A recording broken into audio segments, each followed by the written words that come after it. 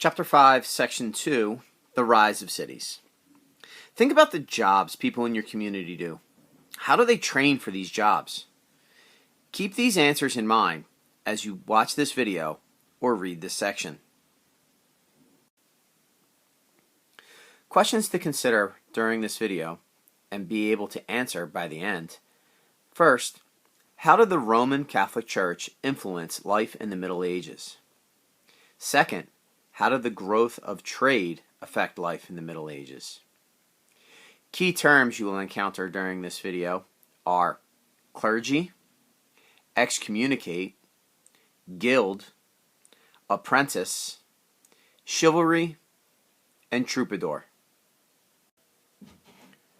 A city's buildings tell a lot about what the city's people value and believe in. In modern times, for example, skyscrapers make a statement about the importance of big business in today's society. Medieval cities also had buildings that soared above the rest. These buildings, however, had nothing to do with business. The grandest buildings in any medieval city was almost always a cathedral, an especially large church. It made a statement about the importance of religion. The word religion in Europe in early Middle Ages usually referred to the largest and most powerful religious organization of the time, the Roman Catholic Church. It had so much more influence than other religions that it was usually simply called the Church. Here you see a picture both of the outside and inside of the cathedral in Aachen, Germany, the burial place of Charlemagne, and this was built in the late 700s. The large section on the right was added in the 1300s. The Church in the Middle Ages.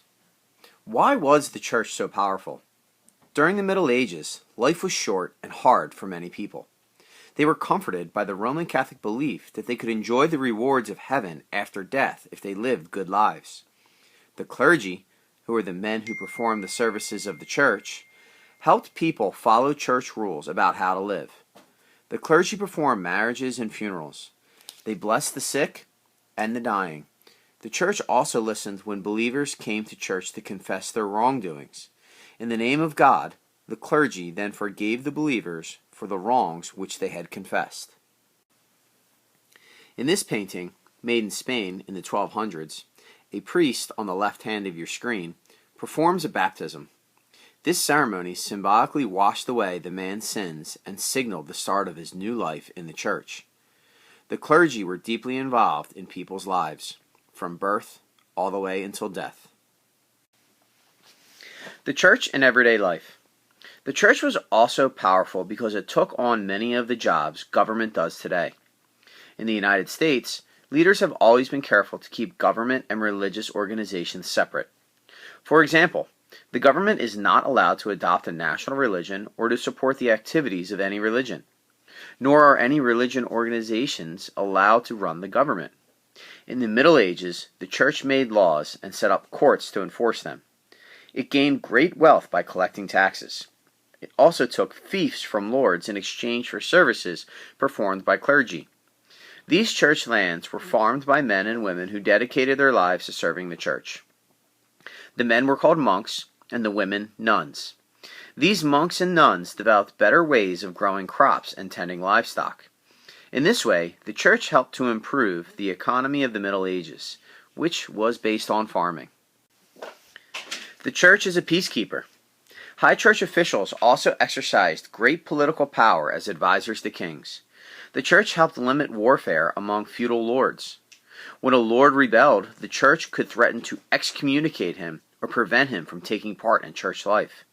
A lord seldom ignored this threat, because if he were excommunicated, nobody would associate with him. Towns grow as trade revives. By about 1000 AD or CE, the strong governments created by the church and powerful lords had restored some order in Europe. This order meant that populations could grow. Many manors became crowded. Providing food and clothing for everyone who lived on the manor became very difficult. Many lords gladly allowed peasants to buy their freedom. These farmers and craft workers set up small communities outside the manor. As more people moved to them, these communities grew into towns. The rise of the middle class. Many peasants who left the manor to work in towns saw their lives improve. They made enough money to pay for more than their basic needs. Some even became members of the middle class, a group between the nobles and the peasants. The middle class included merchants, traders, and craftspeople. Serfs still bound to the manor heard these success stories and longed to move to the towns. Some saved their money and bought their freedom. Others simply ran away. Trade centers in Europe. As towns grew, the demand for goods increased. By the 1100s, towns along major trade routes were becoming important business centers. Some staged international trade fairs every year. The first fairs were held in France. Here, traders from towns such as Ghent, Bruges, exchanged fine wool for silk, perfumes, and spices brought from Asia by Italian merchants. They also traded for German furs and Spanish leather. Towns grow along trade routes. The increased law and order in Europe also meant that trade routes and waterways came into use again. Merchants traveled to Africa and Asia to buy valued goods. They then gathered at river crossings and along highways to sell their goods. Before long, towns sprang up in these locations. The map on this screen shows where these trading cities arose. Life in towns and cities. By 1400, some towns had as many as 10,000 people. Town life was not at all like manor life. Townspeople were not self-sufficient. Instead, like our society today, town life was based on the exchange of money for goods and services. The growth of guilds. In every city and town, merchants and craft workers formed associations called guilds. A guild included all the people in the town who practiced a certain trade. Thus, there was a guild of weavers, another of grocers, and another of masons, or people who worked with stone. Each guild made rules to help its members earn good wages. The guild set prices and prevented outsiders from selling goods in town. They also set standards for the quality of goods. Those who belonged to guilds paid dues. This money was used to help needy members or to support the families of members who had died. Women also worked actively in the guilds. Girls became apprentices in guilds for weaving, paper making, surgery, and so on. An apprentice is an unpaid worker being trained in a craft. Women often joined the same guild as their fathers or husbands. Because they were familiar with the family craft, they often kept the shops in which finished goods were sold. Between the ages of 8 and 14, a boy who wanted to learn a certain craft became an apprentice. He lived and worked in the home of a guild master. After 7 years, the boy became a journeyman. He traveled from town to town, working with different masters. In time, guild officials examined the journeyman's work. If it met their standards, he could join their guild. Overcrowding and disease.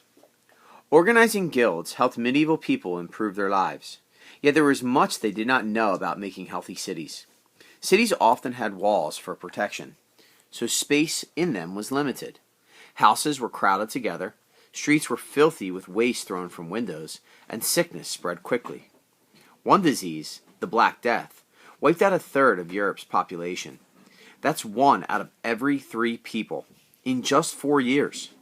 The Black Death was another name for the bubonic plague, a disease that was spread by fleas on rats. By the time victims noticed the swellings and black bruises that were symptoms of the disease, it was too late. Death usually followed quickly. As one French clergyman wrote, "He who was well one day was dead the next."